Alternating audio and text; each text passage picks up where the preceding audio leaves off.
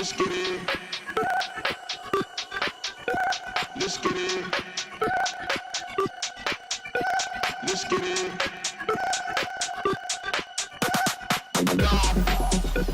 Let's get it.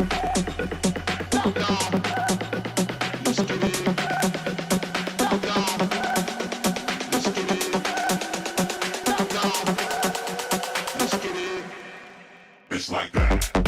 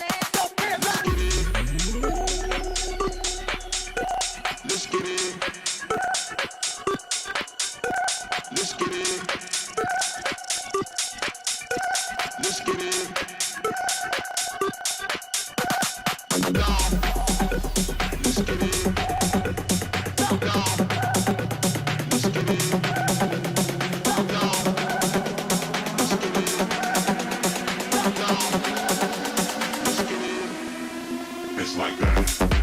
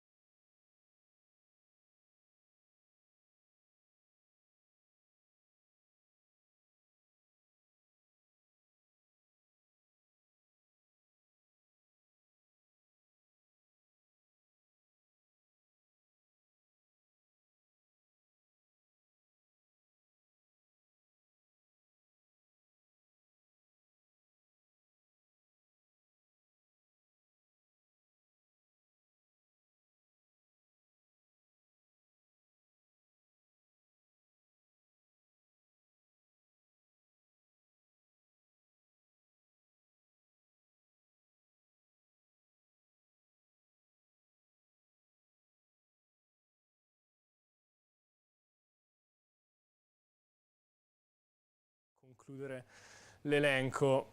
Direi appunto di iniziare a parlare di quello che è successo nella partita tra Caravaggio e Varesina, perché dovete sapere, voi che magari non ci seguite tutte le settimane, che il Varesina probabilmente è la squadra preferita di Giovanni in questo girone e adesso è finalmente tornata in testa alla classifica. Volevo chiedere però, prima di passare da Giovanni, a Thomas che impressione gli ha fatto questa squadra e come è andata un po' la settimana, mentre guardiamo anche qualche immagine della partita. Ma è stata una partita, diciamo, maschia, dovuta un po' alle condizioni del campo, che aveva piovuto tanto in settimana. Già il campo di solito, ultimamente, dato che ci gioca anche l'Atalanta Under 23, era molto in condizioni un po' così, quindi più la pioggia di questi giorni. È stata una partita un po' maschia, primo tempo praticamente 0 occasioni per parte, 2 angoli della Varesina che ci hanno fatto 2 gol, 2 palle inattive, e la forza di questa squadra che io all'andata avevo apprezzato molto per il gioco, a questo giro si sono immersi molto bene nella partita che dovevano fare, hanno sfruttato 2 palle inattive nel primo tempo e alla fine siamo andati sul primo tempo 2-0 per loro, poi ovviamente si è fatta tutta molto più dura. Quindi hanno confermato le mie sensazioni dell'andata, che secondo me sono una squadra veramente candidata per arrivare in fondo e che sanno adattarsi a diverse situazioni. Come l'andata magari mi avevano impressionato sul gioco, che secondo me era stata una delle squadre che aveva giocato meglio di quelle incontrate, e a questo giro sono stati più cinici che altro e alla fine hanno portato a casa i 3 punti. Manu, tu che ne hai già vinti i campionati, si capisce che lo puoi vincere anche quando vinci le partite anche senza giocare bene, come in questo caso, facendo fatica magari e portandola a casa con le palle inattive? Ah beh, certo, anche perché soprattutto quando ti riesci ad adattare a una situazione di magari campo appunto pesante, come diceva Thomas. Magari la Varesina la conosciamo bene, è una squadra che ama giocare a calcio perché ha tantissima qualità davanti, però se riesce addirittura anche a snaturare il proprio modo di giocare per portare a casa punti come ha fatto, vuol dire che armi per far male ne ha parecchie. E quindi è una squadra che sicuramente non è più una sorpresa, ma fin dall'inizio, perché i numeri parlano per lei, perché ha veramente giocatori, quasi 4 giocatori in doppia cifra. È una squadra che darà noia a chi era partito con i favori del pronostico fino alla fine, sono sicuro, perché comunque ha una squadra veramente forte che si è ritrovata, giocatori forti, e se poi vince anche in modo sporco, tanta roba, perché poi alla fine sono quei punti che poi pesano alla fine del campionato. E abbiamo scoperto prima che l'ultima giornata c'è Varesina Piacenza, cioè non l'abbiamo scoperto, l'abbiamo ricordato. E invece, tornando al Caravaggio, Thomas, una sola vittoria nelle ultime 5 punti conquistati praticamente appunto nelle ultime 5 partite. Non state vivendo un momento di forma brillante? Anche i numeri, contando dall'inizio del girone di ritorno, un po' mostrano una squadra che fa fatica. E è un po' forse quel baratro di centro classifica in cui vi siete trovati, o c'è qualcosa di più, Thomas? No, credo che sia una flessione che dobbiamo essere bravi e capaci a risollevare subito, però comunque stiamo facendo il nostro campionato, abbiamo avuto momenti molto positivi, ora è un momento che comunque avevamo avuto anche in diverse occasioni all'andata, in cui stiamo facendo un po' di fatica, però dobbiamo solamente essere ancora più compatti, cercare di riuscire a fare dei risultati prima possibile per ritornare a rimanere in quella posizione di, tra virgolette, serenità che siamo stati finora, che ora magari inizia un po' a darci noia dovuto a questi ultimi risultati. Però Poi, ecco. Thomas, l'obiettivo è la salvezza, no? Sì, esatto, sì. Quindi Prima... avete un discreto margine di tranquillità. La salvezza Sì, a quanti punti la collocate? 44, 45? sì, secondo me 45. Allora, visto che Mancano 7 stravolgiamo la punti. scaletta, la nostra regia aveva fatto una previsione, una media basata su algoritmi complessissimi, no, non lo so, però stimava 42, quindi più o meno potrebbe essere quella la... No, sai, nei gironi a 20 qualche punto in più lo devi mettere. Esatto. È anche vero che chi è dietro fa fatica a fare punti, quindi è probabile anche che si sia abbassata un po' la soglia. Quante salvezza. partite mancano? 9. No, 9 9. partite, Castellanzese 31, Caleppina 31, una decina, sì, secondo me 42-43 La conferma potrebbe dell'algoritmo. passare, perché vuol dire che, vabbè, oddio, vedremo, dai. Poi non è sempre, cioè non è facile fare i calcoli, ragazzi. Castellanzese e Caleppina hanno vinto tutte domenica, quindi Tu devi la considerare scherza- sempre la terzultima e la quartultima, certo, Manu. vedere poi anche le eventuali forbici, giusto? Sì, c'è una forbice di 7 punti. Altri al termine del quale se no vanno direttamente in Sì, direttamente, retrocedono direttamente. eccellenza. Ma e poi notavo anche, Thomas, un po' di fatica a fare gol in questo periodo, solo 6 gol fatti nel girone di ritorno in 10 partite praticamente, e siamo a 9 partite su 13 senza segnare. Appunto, Sì, diciamo che il principale, tra virgolette, problema in questo periodo è un po' che facciamo fatica a fare gol rispetto magari che all'andata avevamo questa grande, non so, serenità, frivolezza nel trovare il gol o comunque nel creare occasioni a rete. Ora stiamo facendo un attimino un po' più fatica da questo punto di vista, però abbiamo giocatori di qualità davanti, quindi dobbiamo essere bravi tutti a cercare di metterli in condizione e sono sicuro che riusciremo a ritrovare anche questa soluzione. So che Riccardo, se no, nonostante sia un difensore, segna raffica. Vedete se nel mercato riuscite a trovare gol dalla difesa. Riccardo, com'è stata la vostra domenica invece? Una domenica Pareggio scoppiettante contro una a Casatese. Casatenovo, una domenica piena di gol, 2-2 che alla fine soddisfa, perché comunque portiamo a casa un punto e comunque muove la classifica, anche se visto il primo tempo e fatto in quella maniera si pensava di riuscire a portare a casa bottino pieno, perché siamo andati in vantaggio e meritavamo anche, secondo me, un poco anche il doppio vantaggio per quanto visto sul campo. Poi abbiamo avuto un momento di flessione nei momenti centrali del secondo tempo, dove su un errore individuale e un errore di reparto sono riusciti a ribaltare la situazione. Siamo stati bravi a riprendere in mano il nostro gioco e a creare occasioni finché è arrivato, secondo me, un meritato, anzi, e ci lascia anche un po' di amaro in bocca, pareggio. Ma vi sentite tranquilli in questo periodo, appena si rientra negli spogliatoi, telefonini, vedere cosa hanno fatto quelle dietro? No, noi tranquilli non si può essere, perché abbiamo visto che questo campionato prima di tutto è imprevedibile, quindi già domenica 2 o 3 risultati che pensavamo tutti erroneamente, perché si è dimostrato arrivare al contrario, quindi lo stesso Crema e Castellanzese hanno fatto risultato pieno, di conseguenza tu non puoi mai stare tranquillo, però abbiamo, come parlavamo prima, sia noi che Caravaggio di Thomas, un margine che ci permette di quando non si riesce a vincere, portare a casa un punto, comunque fa muovere la classifica, e avendo già qualche punto di vantaggio non siamo tranquilli, ma siamo coscienti che il nostro obiettivo è vicino e serviranno altri punti per arrivarci, ma con serenità e con fame. Hai nominato tu il risultato a sorpresa di giornata, che è un po' quello tra Crema e Caldiero. Ha vinto appunto il Crema 1-0. E a proposito di squadre che stanno facendo fatica in questo periodo, il Caldiero ha fatto 4 punti nelle ultime 5 partite, pensandoci ha un po' buttato la possibilità di essere anche in vantaggio sulle altre, visto che si era portato in testa alla classifica, ora è secondo. Una provocazione che faccio io, Giovanni, è che ha segnato solamente 39 gol il Caldiero fino a qui. Forse sono un po' troppo pochi per vincere il campionato, considerando che si sono giocate 29 partite, che una squadra come la Varesina magari ne ha fatti 63. Il Caldiero ha funzionato come una macchina perfetta fino a quando la difesa è stata impeccabile.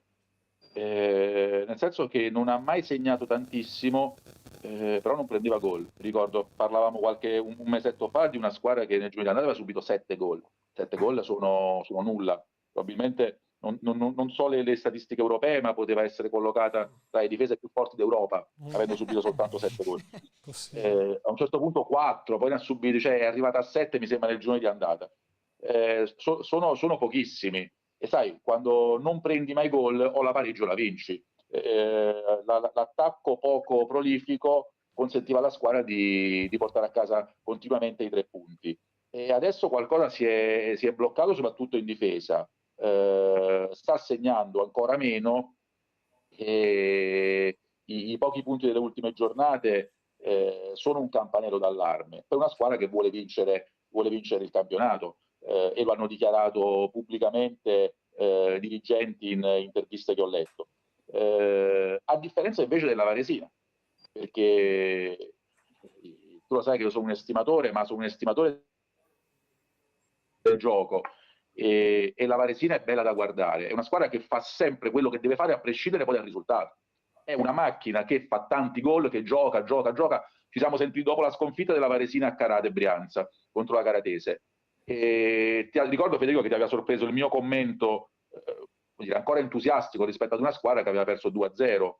Certo. La squadra ha giocato, perché ho visto la partita e la Varesina ha avuto un bel po' di occasioni da gol, quindi un palese incidente di percorso che però non ha minato quella che è l'idea che io ho di questa squadra. Questa è una squadra che gioca ad oltranza, e l'entusiasmo dei giovani poi può fare la differenza. Sì, appunto, come dicevamo, se Mi poi... ricorda un po', perdonami, mi ricorda un po' il Sestri Levante dello scorso anno, cioè io avevo qualche giocatore nel Sestri Levante dello scorso anno, e sai, dopo le partite, le prime vittorie, si iniziava a parlare. C'è stato un momento che ricordo in cui tutti i miei giocatori inizialmente mi dicevano: no, ma che dobbiamo fare, non lo vinceremo noi il campionato.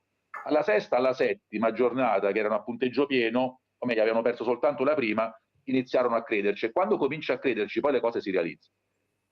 La Varesina mi dà la sensazione di averci iniziato a credere con convinzione.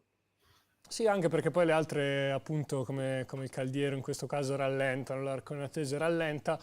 Loro comunque mi sembra che abbiano un ruolino di marcia abbastanza solido, nonostante poi sia una squadra anche un po' murale. Ad esempio, appunto, l'Arconatese ha perso anche questo weekend, è la seconda sconfitta consecutiva, contando che aveva recuperato mercoledì scorso in un turno infrasettimanale, appunto, la partita che era saltata per il torneo di Viareggio contro il Piacenza. Ha perso 2-1 in casa, ha perso 2-1 in casa nuovamente contro la Castellanzese. Adesso abbiamo anche qualche immagine che ci racconta la partita.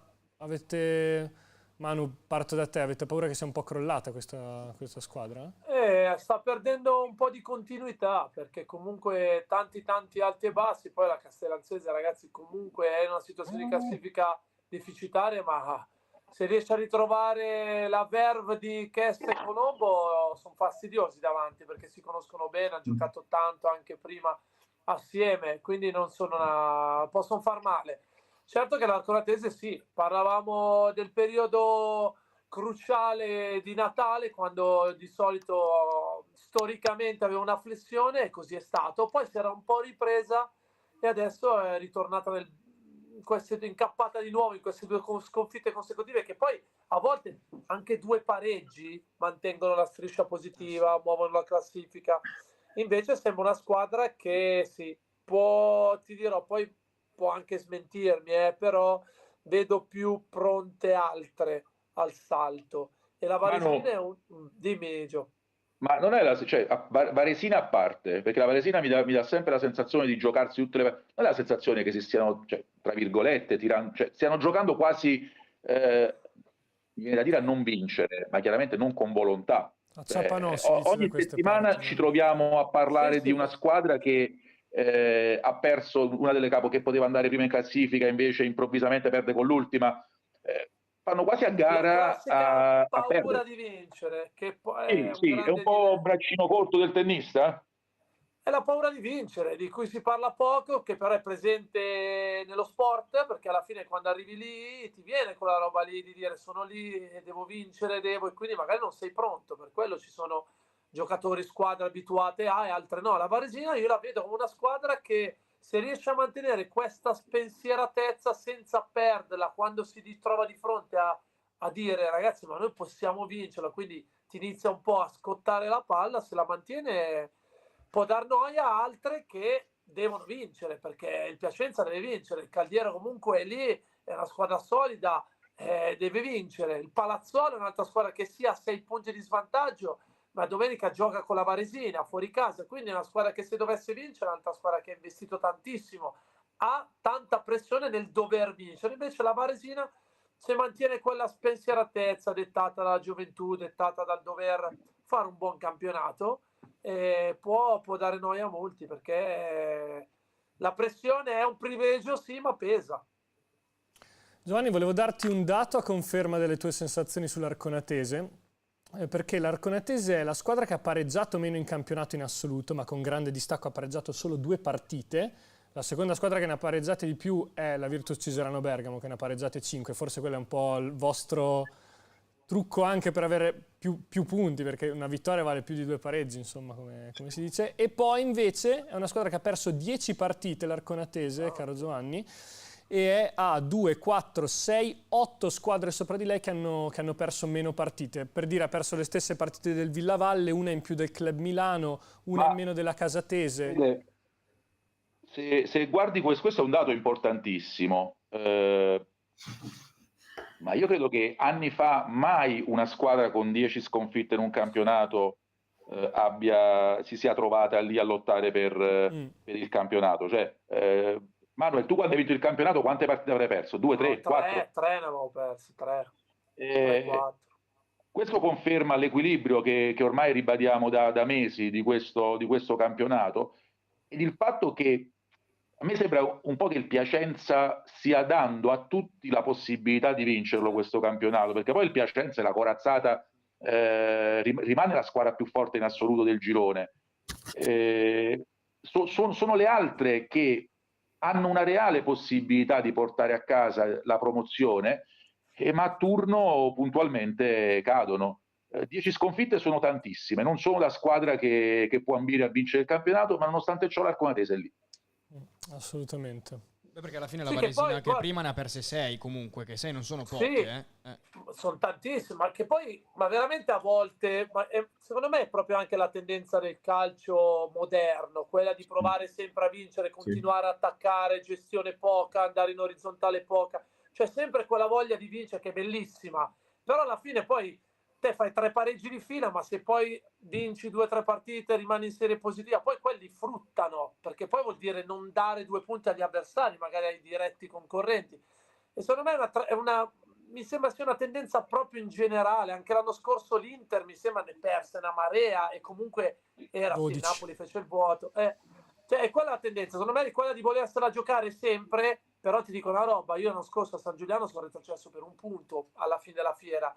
1 punto magari col Vicenza in casa volevamo vincerla, quando ti dico ma sei alla sesta, giochi col Vicenza, sei neopromossa, ma sta lì e fai 0-0 invece che provare a vincerla, capito? Quindi è una tendenza secondo me del calcio di adesso, bellissima da fuori, da vedere, fighissima, da spettatore fighissima, che però poi ti fa mordere un po' le mani, perché poi pensi, cazzo, il gol preso al 95esimo era un pari, continuavamo la serie positiva, lavoravi meglio in settimana, è una tendenza secondo me.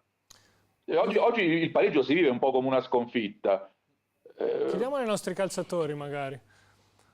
Visto che ad esempio appunto la Virtus, Riccardo, avete pareggiato solo 5 volte in questo campionato, avete un po' questa tendenza, la percepisci o secondo sono numeri che ti... Sì, mi collego al discorso di Manu e lo condivido nel senso nella sua analisi, non è che...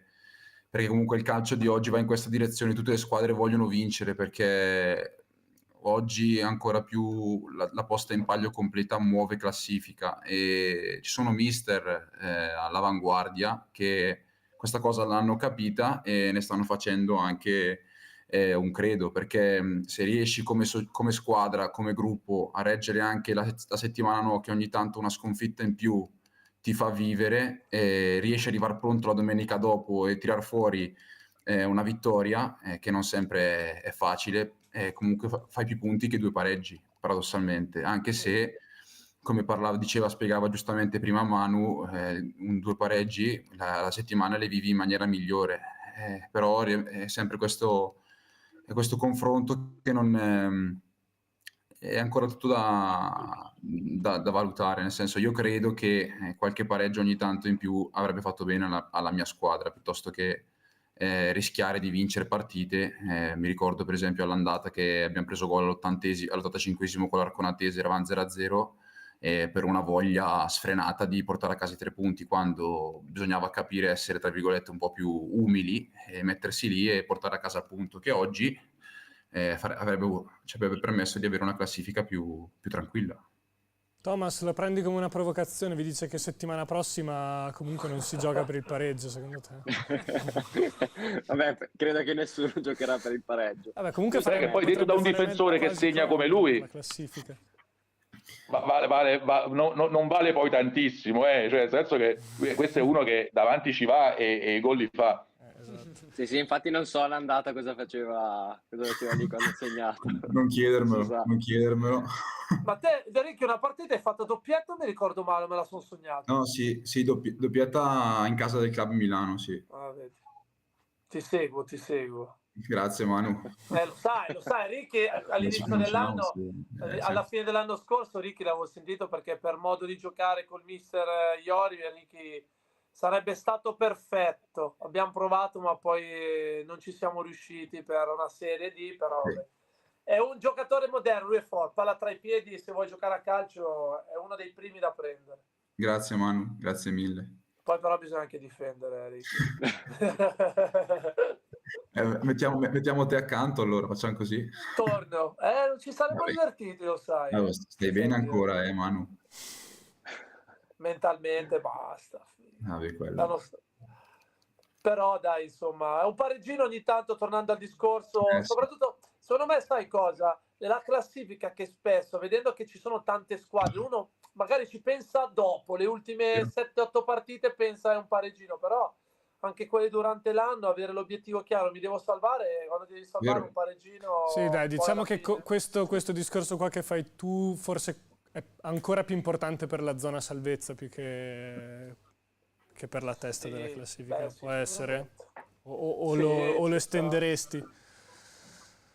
Dipende, lo dicevano quelli forti, quando non riesci a vincere non perdi, esatto. Però sempre... da qua è tutto più facile. Sì, esatto, è sempre un sottile super... un confine super sottile. Se senti il profumo della vittoria te la provi a giocare, vai, ci mancherebbe, magari un po' più di equilibrio ogni tanto. Ci sta. Però non è semplice.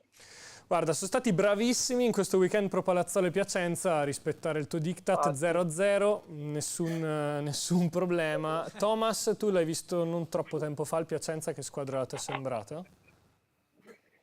Ma l'ho vista sempre molto quadrata e rispetto all'andata l'ho vista con diverse idee in più nella costruzione, con un'impostazione con i 2 terzini che si aprivano molto, quindi delle idee ben definite, diciamo, di imporre il proprio gioco rispetto all'andata, che c'era ancora Maccarone.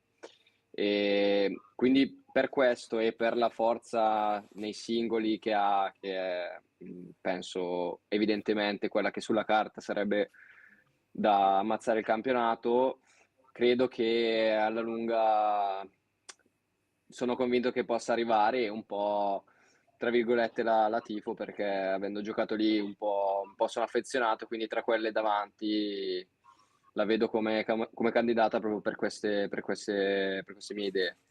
Ma allora ti faccio una domanda. Lo vedi come un ambiente dove c'è tanta pressione? Perché io da esterno ho percepito questa cosa qui, che soprattutto adesso che sono tornati in Serie D vivono con grande pressione questo campionato, e non vincerlo sarebbe una sconfitta. Ovviamente paragonate alle altre c'è tanta pressione, ma magari ci sai dire qualcosa di più? Sì, secondo me anche il fatto di essere in D e saper di dover vincere paradossalmente porta ancora più gente, ancora più pressione, piuttosto che essere una C e doversi salvare, perché giustamente l'idea di vedere la propria squadra vincere crea ancora più entusiasmo in quella che può essere la piazza, entusiasmo che porta il pari passo a pressione, però penso che veramente tanti giocatori nell'interno, da Corradi, Silva, D'Agostino, Recino, sono giocatori veramente importanti per la categoria e che quindi non soffrono della pressione, ma anzi si esaltano e sono lì proprio per quello. Manuel, tu cosa ne pensi sul discorso pressione? Secondo te cioè, parte della stagione è stata condizionata da questo discorso qui per il Piacenza o secondo te è stato più di natura tattica i problemi che hanno avuto a inizio anno? Perché io comunque ho visto sempre, al di là di tanti giornalisti a seguito in tribuna stampa, anche appunto sempre un discorso un po' disfattista intorno alla squadra. Ma ti dirò, non dico che sia normale in club con così grande storia. Loro si aspettavano probabilmente di fare una cavalcata e di vincere tipo stile Trapani e vincere il campionato a marzo, per dirti. Il problema secondo me è anche un altro, nel senso che chi gioca contro il Piacenza, magari ci sono tanti giovani che uno stadio del genere se lo sognano o lo sognavano, quindi andare a giocare col Piacenza, c'hai sempre quella roba lì da giovane che pensi, ma io faccio bene col Piacenza, ma chissà l'anno prossimo mi prendono. Quindi comunque affrontare il Piacenza, una squadra in uno stadio storico, blasonata, ti fa tirare sempre fuori qualcosina in più e sta roba qui poi ci sta. Loro dall'altra parte, quando parti col favore del pronostico, non è sempre semplice, soprattutto poi se non parti fortissimo, perché poi puoi viaggiare, trascini la città, eccetera, eccetera. Però se parti, cambi allenatore, la stampa inizia a romperti un po' le scatole qua e là, è tosta e adesso bisogna vedere, anche secondo me la favorita, perché la vedo favorita, perché comunque arriverà il momento in cui anche la città sarà super presente nelle ultime partite che conteranno, però non è semplice, come sempre, la pressione non è semplice, bisogna abituarsi fin da giovani, fin da giovanissimi, e potremmo aprire un discorso che ci darebbe ore e ore qui, però io ho sempre amato averla, perché vuol dire che sei nel posto giusto e ti spinge a tirare fuori il meglio di te. Ovvio che a volte può pesare, però ragazzi, tutta la vita averne, perché se vuol dire che magari sei nel posto in cui non ti sfidi, ecco, non averla. Quindi è la parte più bella, secondo me, era o è adesso anche dall'altra parte. Giovanni, tu li porti volentieri i giocatori in ambienti con tanta pressione come questo? Preferisci portarli in posti dove magari c'è poca tifoseria, poche aspettative, magari però tanto entusiasmo dovuto a squadre giovani, più dinamiche, dove c'è più Guarda, libertà? con questa domanda secondo me hai colto proprio il punto del mio pensiero rispetto alle pressioni di Piacenza. Nel senso che, come diceva Thomas, non riesco ad immaginare che il Recino possa soffrire la pressione di Piacenza. Ma noi non ci dimentichiamo che quello dell'LND è un campionato che prevede 4 giovani in campo fissi, che poi molto spesso sono 5, a volte sono 6. Ed è lì, secondo me, perché il giovane, quando prendi il giovane forte e riesci ad azzeccare gli under, hai fatto il 50% di quello che ti serve per ambire realmente a vincere i campionati. Quando sbagli i giovani, le possibilità si riducono al lumicino. Io credo che Piacenza sia terrorizzante, tra virgolette, proprio per i giovani. Io ho seguito un po' i giovani del Piacenza. Prendi Ndoye. Ndoye è un 2004-5, mi sembra sia 2004, non voglio sbagliare, ed è un calciatore che io ho visto fare delle cose clamorose, gol alla Balotelli in cui sembrava mettere la palla dove voleva, e poi improvvisamente crollare insieme alla squadra nel momento 2004. No. Quindi se tu mi chiedi dove porteresti i giovani in piazze come Piacenza, dovrei valutare bene la tempra del giovane. Qualcuno con gli attributi giusti ce l'ho e non avrei problemi. Sugli altri dovrei fare 2 riflessioni e sicuramente preferirei portare dove possano crescere e giocare con serenità. Alla Varesina, per esempio. Anche la Varesina. Allora, chiudiamo il nostro giro degli highlights e dei campi, metaforicamente, con Desenzano Brusaporto, un pareggio che tiene un po' vive entrambe. Un altro pareggio, vedi? Un altro pareggio, perché alla fine Manuel pensa di non essere ascoltato, ma è ascoltato. Desenzano Brusaporto, pareggio questa volta con gol, 2-2, che tiene vive entrambe, ma tiene anche entrambe un po' a distanza per questa rincorsa finale. Ai playoff, intendo. Mi sa che sono queste 5, Manuel, le squadre che vanno ai playoff, o c'è ancora spazio? Sono 4 punti. No, ce ne sono ancora tante, perché comunque Desenzano 47, Brusaporto 46, Villavalle, che sta molto bene, 45, possono fare un filottino, sperando che qualcuno là davanti, una volta che magari si vede tagliata fuori dalla lotta a promozione, molli. Però io mi ricordo, tornando al discorso pareggi, Brogno, che è allenatore del Brusaporto, che seguo con affetto perché è un amico da 30 anni, l'anno scorso aveva iniziato i primi 10 pareggi, aveva fatto tipo 7 pareggi e gli rompevano un po' le scatoline, però poi ha iniziato a fare 2-3 vittorie qua là, un altro pareggio, quei pareggi lì che aveva fatto li aveva portato comunque a non perdere, a non dare punti agli avversari, e poi con 4-5 vittorie a un certo punto si è trovato in una posizione di classifica con magari 7 vittorie, 7 pareggi e 4 sconfitte, che vuol dire tanto, so che è brutto perché vorremmo vincere tutte le partite, però lì con un pareggino non perdi, il Desenzano non ti scappa, sei ancora lì con una squadra anche lì giovane, importante, che gioca bene con grande intensità, perché poi il Desenzano sta bene, Ma poi ci sono anche le piazze e le società che ti consentono di fare i 5, 6, 7 pareggi senza nessun tipo di problema, perché prima Thomas ha menzionato Maccarone. Io l'ho visto il Piacenza di Maccarone giocare e avevo visto anche Maccarone e la sua squadra dell'anno precedente giocare, cosa che poi gli è valsa la chiamata del Piacenza. Squadre che giocavano a calcio, costruzione dal basso, un calcio moderno, propositivo. I risultati non sono arrivati e poi la pressione della piazza ti porta a dover cambiare l'allenatore. Ma Gio, lo sai benissimo che quando hai idee di calcio hai bisogno di tempo, e se vai in alcune piazze dove si investe tanto, tempo non ne hai. Quindi è sempre complicato. A volte la strada più diretta è una squadra forte, è più comodo dare una palla lui su al Recino, se la vede lui butta giù 2 o 3 difensori e facciamo gol. Per me non è calcio, però purtroppo funziona così. Sei d'accordo, Giovanni? Sì, sposo il pensiero appieno. Voi ragazzi, quando potremmo estendere un po' questo discorso, intanto che aspettiamo il nostro amico Pasquale Cassese con gli ospiti prima di guardare la classifica, eccetera, magari possiamo estendere un po' questo discorso. Voi, parto da Thomas magari, come vi trovate quando avete un nuovo allenatore? Preferite che vi dia un'impronta di gioco chiara subito, o magari che preferisca curare la fase difensiva con maggiore attenzione all'inizio? Io ovviamente per caratteristiche, essendo uno a cui piace molto giocare, centrocampista, preferisco ovviamente più che mi dia la sua idea e dal punto di vista di costruzione, fasi possesso.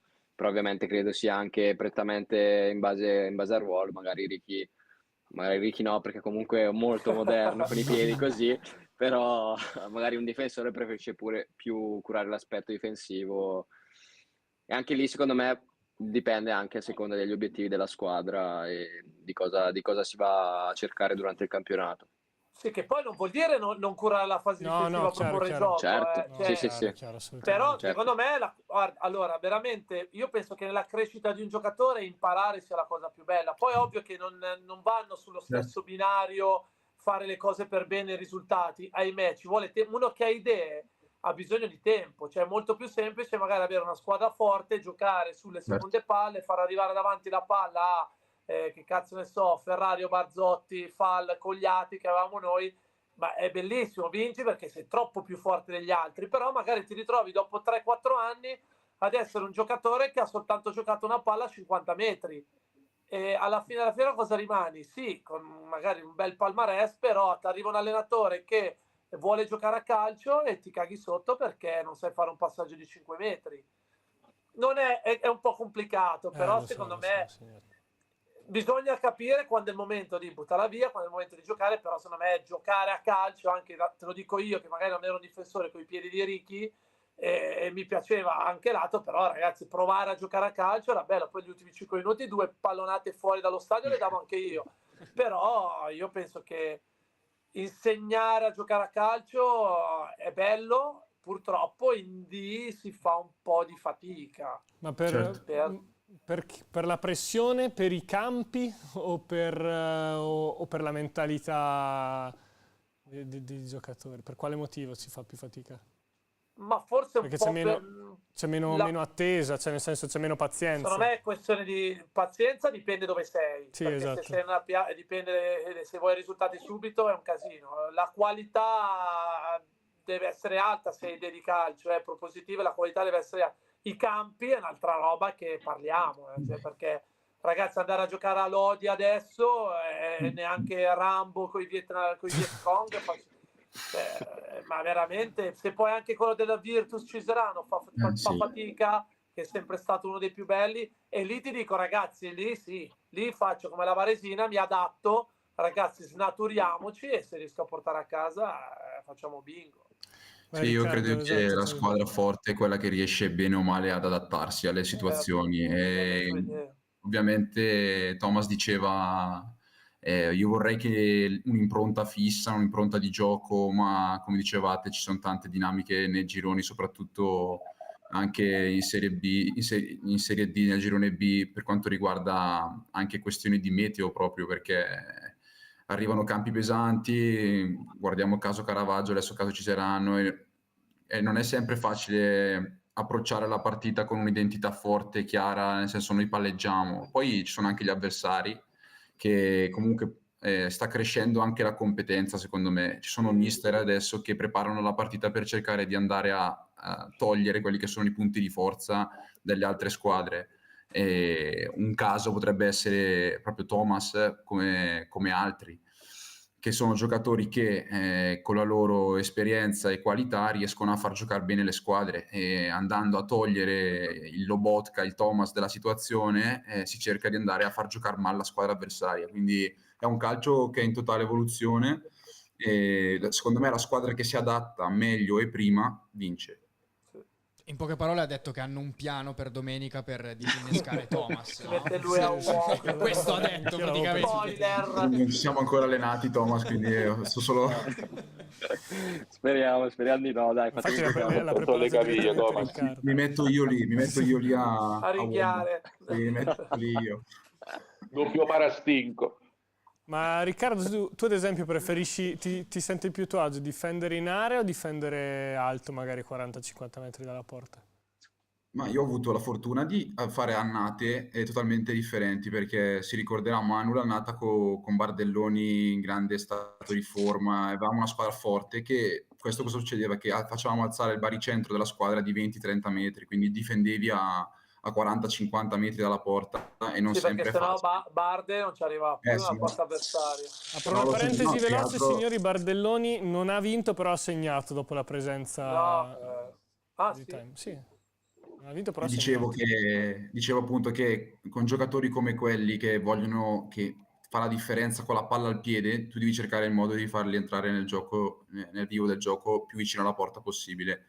E difendere a 30, 40, 50 metri dalla porta è diverso da come magari difendiamo oggi, ma per caratteristiche proprio di squadra. E io personalmente mi adatto bene a entrambe le fasi perché sono abbastanza veloce, quindi anche nel recupero a campo aperto mi diverte anche, perché comunque sono sfide sempre in 1 contro 1 e è stimolante avere attaccanti come Recino, Ferrario che elencavano prima in 1 contro 1, ma penso che per la squadra che si debba salvare sia il fulcro sia quello di difendere come squadra, più bassi e un po' più umili, però senza concedere magari cercando di concedere meno occasioni possibili. La salvezza passa dalla difesa, secondo te? Eh sì, quest'anno noi non stiamo avendo una grande fase difensiva di squadra e abbiamo avuto tanta sfortuna con un sacco di infortuni, soprattutto nelle regole. E come raccontava prima Giovanni, e mi trovo totalmente d'accordo, tanto passa da questi under e noi avendo il portiere vecchio in porta ancora di più perché sono 4 decimi in campo e avendo avuto 2 o 3 infortuni gravi in 2 o 3 ragazzi che stavano crescendo molto e stavano capendo la categoria, perché comunque un conto è giocare, allenarsi, un conto è capire le dinamiche della partita, perché ci sono giocatori che sono furbi, che fanno di tutto per vincere la partita perché è il loro lavoro e sono professionisti a tutti gli effetti. Di conseguenza è un po' questo il nostro tallone d'Achille. Bello questo discorso sugli under. Qual è la prima cosa che guardate quando arriva la batteria degli under a inizio anno? Il profilo Instagram. Se sono Questa è una massima se incredibile. sono dei fenomeni o sono umili, quella è la prima cosa che bisogna guardare. Infatti adesso è tutto in privato, bisogna stalkerare. Beh, da lì capisci un pochino. È vero, ovvio che non devi ci avevo essere- pensato.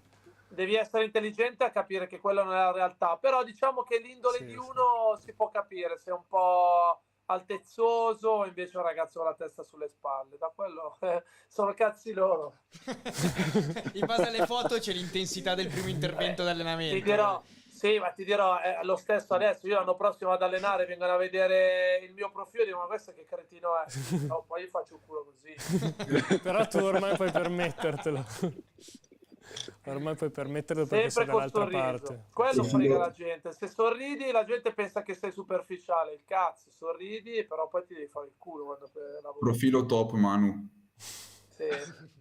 Sono contento perché sei un ragazzo intelligente.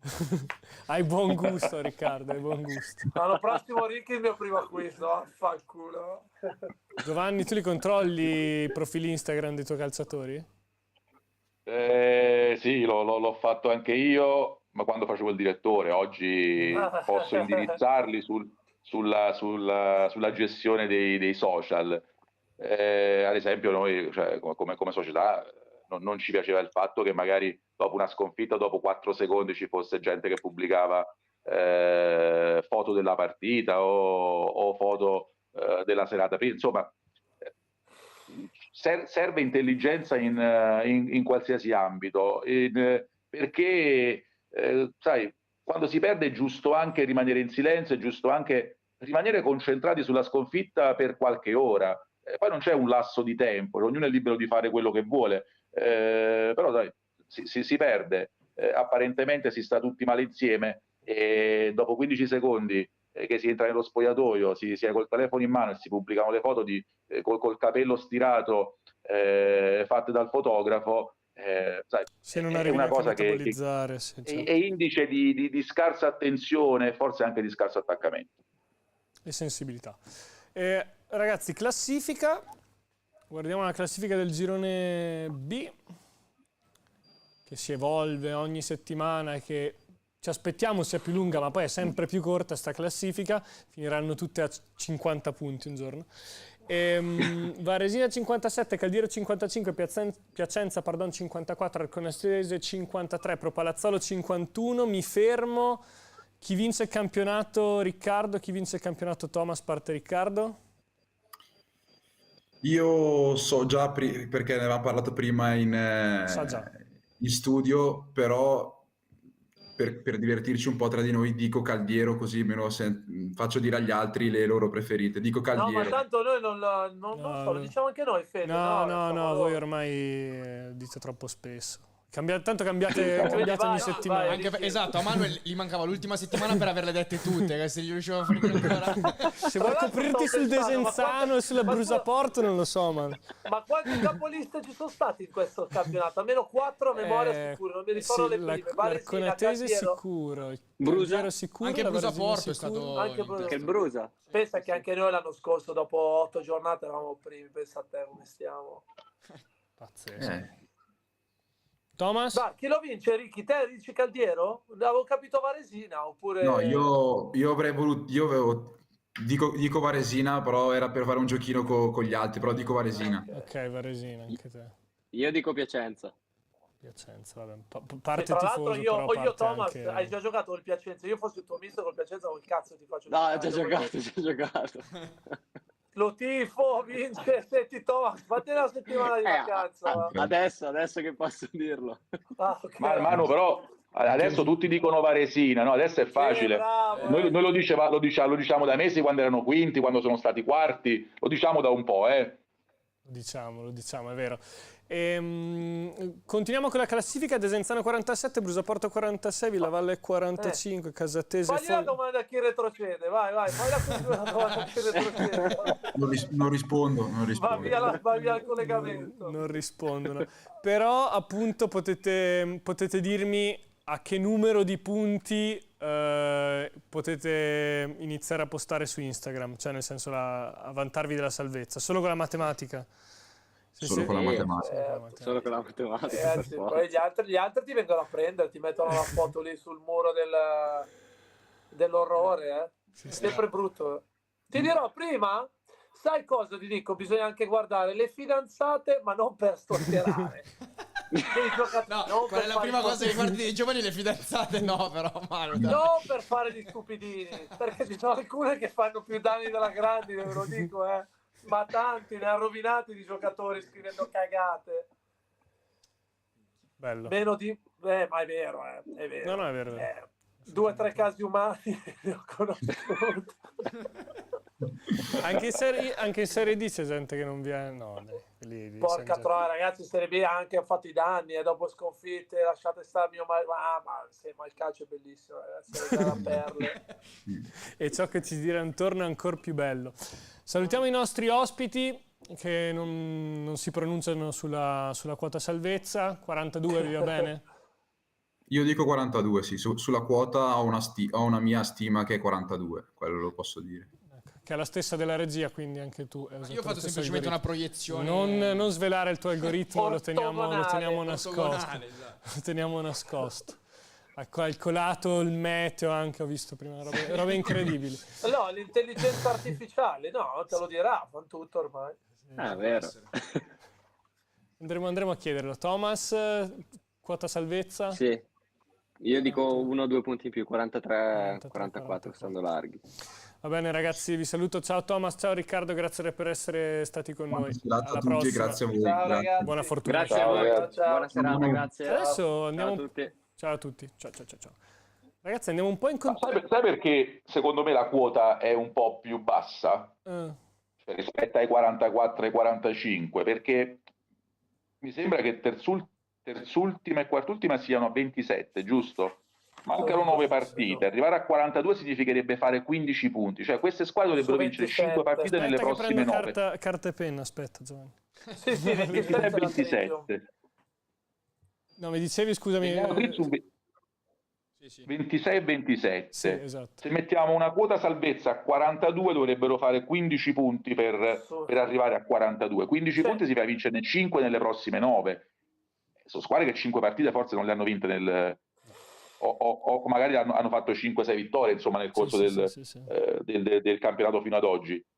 Secondo me la quota può essere anche un po' più bassa, perché poi sono loro due le squadre di riferimento in questo momento sul quale fare la conta, sulle quali fare la conta, che sono Trizium e Legnano, perché nel momento in cui c'è la differenza di 7 punti tra loro e Real Calepina, Castellanzese, in questo caso il play-out non si disputa. Sì. Ah, ok, perché già sono 6 tra Castellanzese e Legnano. Sì. Cioè 5, perdono, oggi sono confuso. Cioè, per salvarsi basta fare 7 punti più della terzultima e della quartultima. Chiaro. No, ma stavo facendo questa riflessione. Giocano contro dopo essere passati in trasmissione, quindi tutti e due non possono vincere. Un gol a testa, un gol a testa 1-1. Sì, esatto. Secondo me quella lì è un pari iscritto, adesso fuori onda sono lì a ciacerare. Abbiamo però il presidente Aia. per la nostra parte finale di trasmissione. Press, buonasera. Ciao ragazzi, buonasera a tutti quanti voi. Buonasera Press. Buonasera. Buonasera Press. Hai già Ciao, cambiato caro. i toni, Federico, o sbaglio? Ti ho Ho, sentito. ho cambiato i toni, perché appunto purtroppo è arrivata un'altra sconfitta, Press. Non era una partita semplicissima, perché comunque era in trasferta prima di tutto.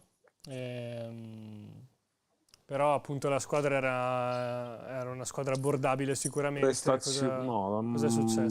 Sconfitta meritata, quindi quando sono meritate le sconfitte bisogna pure dirlo, sconfitta meritata. Questo fa onore al Quindi- Press, ma? Eh? No, dico fa onore Press, ti fa onore. No, ma Però io dico- accetto la sconfitta quando è meritata, l'accetto. Poi gli episodi fanno parte della partita, l'espulsione di Ndoi è un'espulsione dovuta a doppio giallo, quindi magari preventivamente si poteva pensare magari di sostituirlo oppure no, però poi dopo con i sé e con i mano non si va da nessuna parte, ha fatto un fallo violento, quindi l'arbitro giustamente l'ha espulso. Ci siamo messi tutti indietro, il calcio è un gioco bello, anche semplice, dalli e dalli, dai e dai, dai e dai, poi la butti dentro. Quindi Gol all'ultimo secondo. ti rimporta la parte nostra a zero, parte una punizione di Maio, calciata anche bene, dove poi il mio ex portiere ha fatto una bella parata e poi dopo abbiamo fatto niente, il nulla, quindi sconfitta meritata.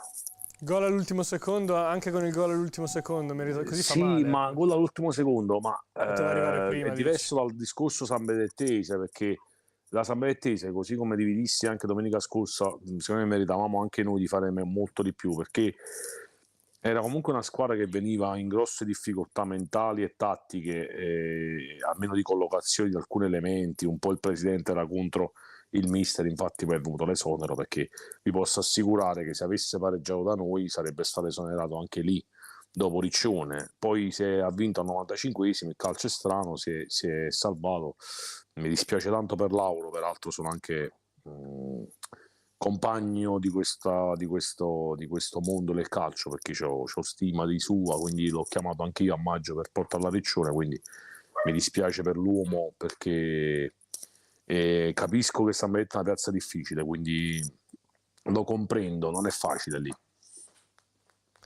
E appunto l'espulsione c'era, dicevi Press, secondo me. C'era, sì, assolutamente, fallo, tempo. Tekel che vogliamo andare sulla palla, l'avversario giovane, più snello, Caviglie piede molto più veloce, Caviglie un po' più sovraffine, si mette in una posizione diversa, sposta il pallone, ti arriva a piedi uniti con un Tekel, è normale che ti ammonisce un'altra volta. Ma Quindi Press, espulsione.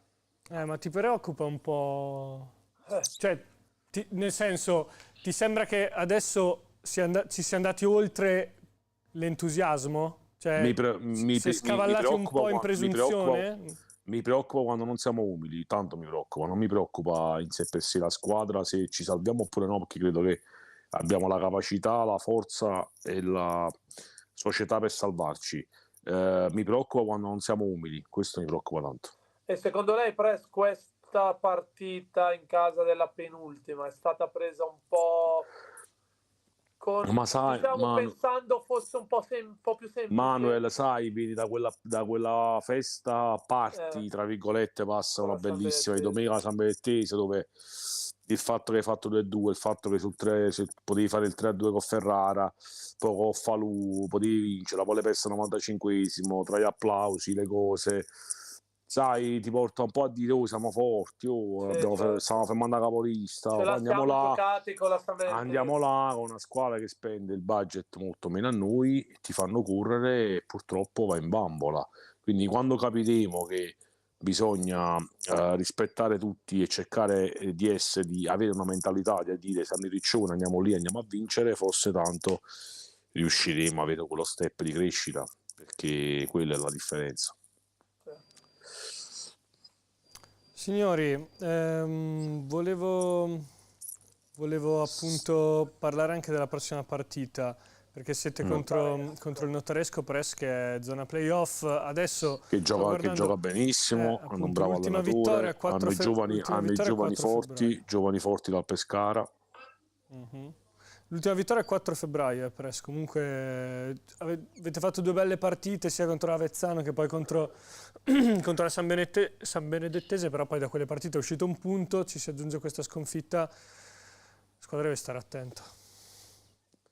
Sì, bisogna stare attenti pure perché poi abbiamo Monterotondo in casa, andiamo a Chieti, che anche loro fra qualche domenica saranno anche loro in quel casino, perché stanno a 3 punti in più, quindi non è che 3 punti, ormai una vittoria e una sconfitta pesa poco. E andremo a Chieti sicuramente in un ambiente ostile, perché lì i tifosi sono caldi, sono in contestazione, non sarà facile. Poi avremo il Termoli in casa che si è rinforzato tanto, e poi tireremo le somme, perché poi le partite stanno finendo, sono 9 partite, secondo me, visto che giù muovono la classifica, sono convinto che non credo che Fano, Girardi e Matese possano fare più di 10 punti onestamente, però ci sono le altre squadre. Tu dove la metti la Termoli, quota salvezza, Press? 40-41. 40-41. Ma perché le quintultime e la quartultima vincono, e il Sora è una squadra ben organizzata, costruita anche bene, con i giovani forti di gamba, quindi credo che 40-41. Ottimo. Giovanni, non so se hai qualche domanda per il Press.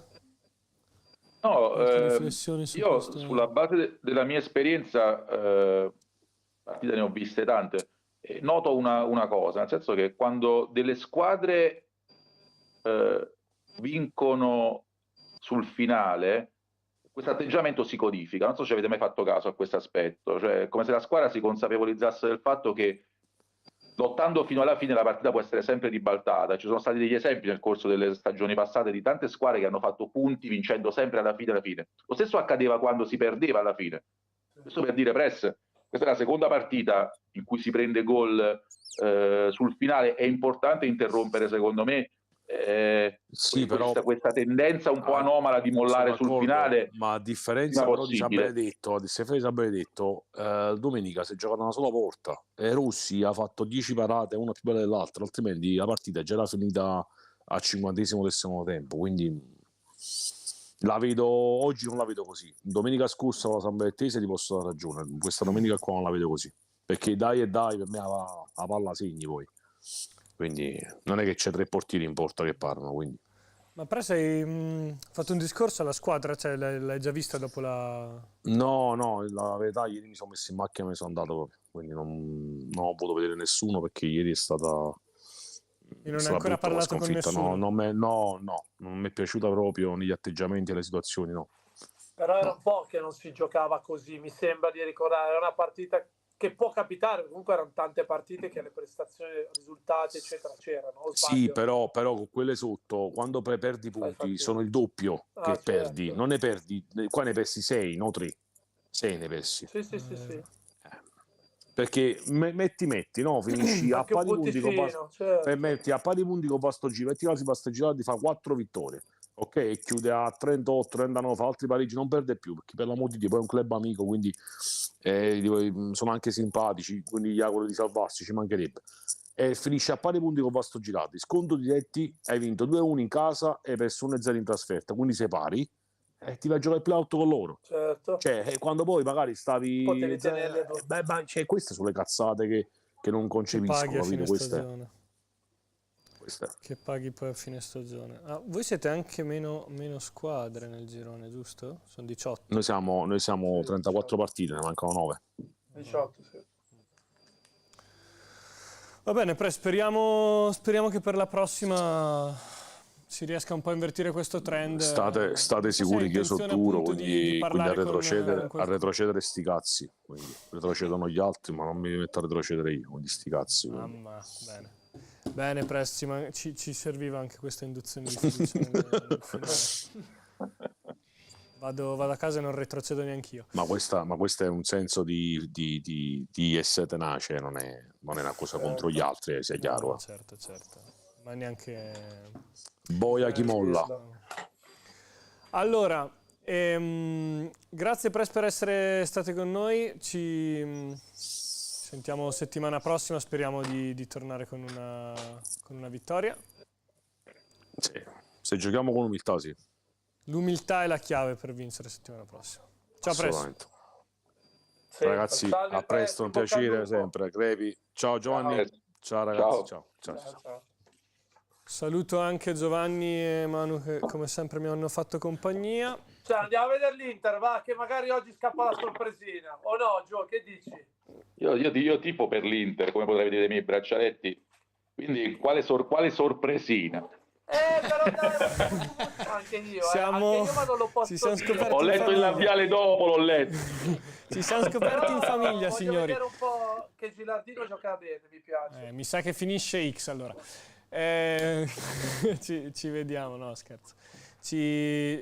Appuntamento lunedì prossimo. Ciao, ragazzi. Ci vediamo. Ciao, buona serata. Ciao a tutti. Ciao.